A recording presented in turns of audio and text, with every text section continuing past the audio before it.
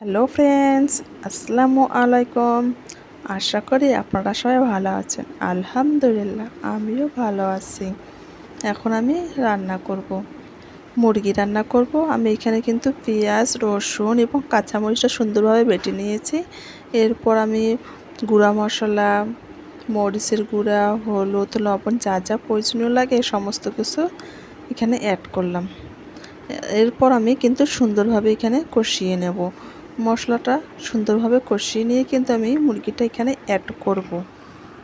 আমি কিন্তু এখানে দেখুন সুন্দরভাবে কষিয়ে নিচ্ছি।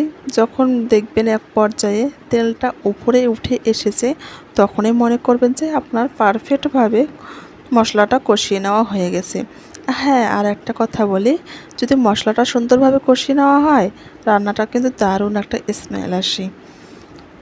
এখন আমার কিন্তু পারফেক্টভাবে কষিয়ে নেওয়া হয়ে গেছে। এখন আমি কিন্তু মুরগিগুলো এখানে দিয়ে দিচ্ছি। এখানে কিন্তু 1 কেজি পরিমাণে মুরগি আছে। আমি কিন্তু আজকে একটু বেশি বেশি করে রান্না করছি। আমি মুরগিটা দেওয়ার পর 5-10 মিনিটের মতো কিন্তু কষিয়ে নেব।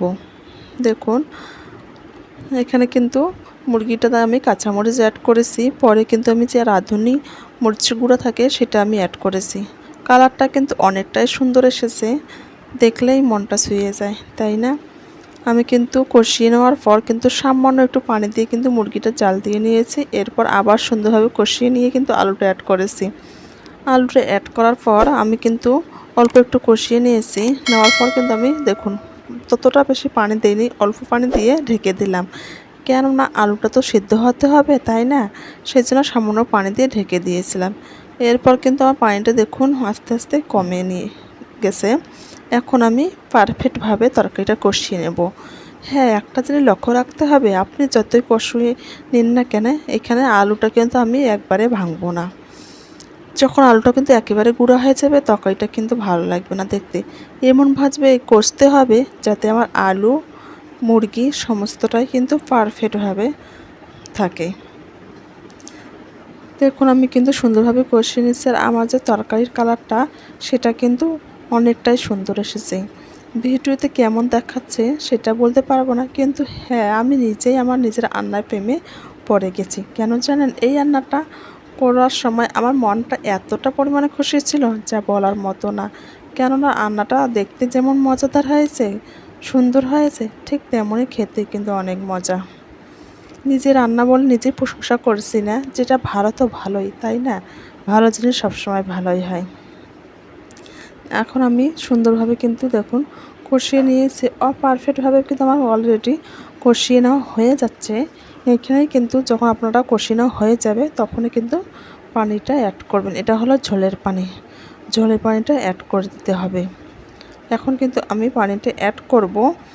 আপনারা যতটুকু আপনাদের পরিমাণ পানি লাগে ঠিক ততটুকুই কিন্তু পানি দেবেন, এর বেশি কিন্তু দেওয়ার প্রয়োজন নেই।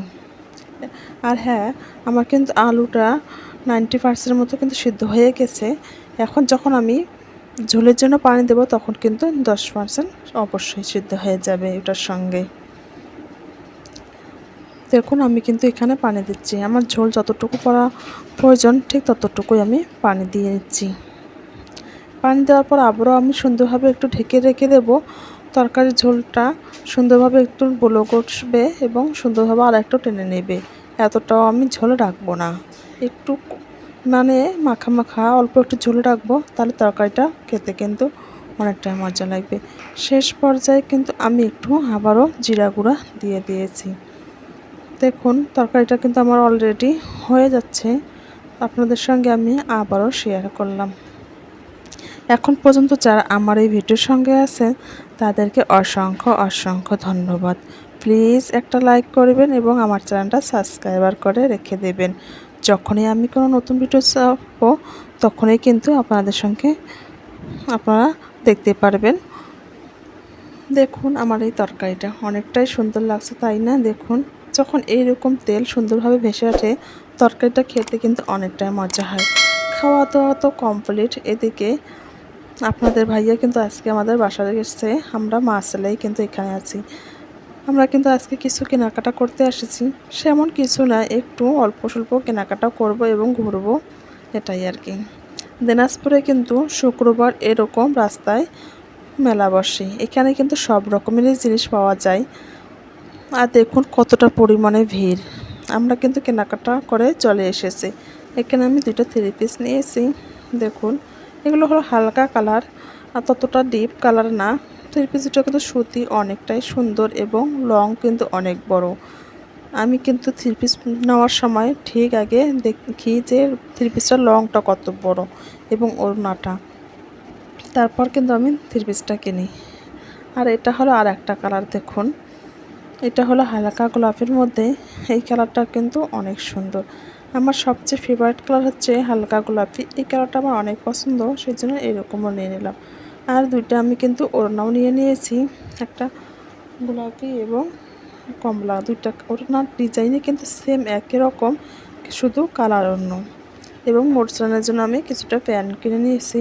আগের ভিডিওতে আপনারা দেখেছেন আমি ওর জন্য প্যান্ট কিনেছি, আজকেও নিয়ে আসলাম। ছোটো বাচ্চা কাপড় চোপড় একটু বেশি লাগে, আমি কিন্তু আজকেও নিয়ে আসলাম। আর দেখে দেখুন আমার বাবাটা আপনাদের হাই করে দিচ্ছে, সবাই মাশাআল্লাহ বলবেন। খোদা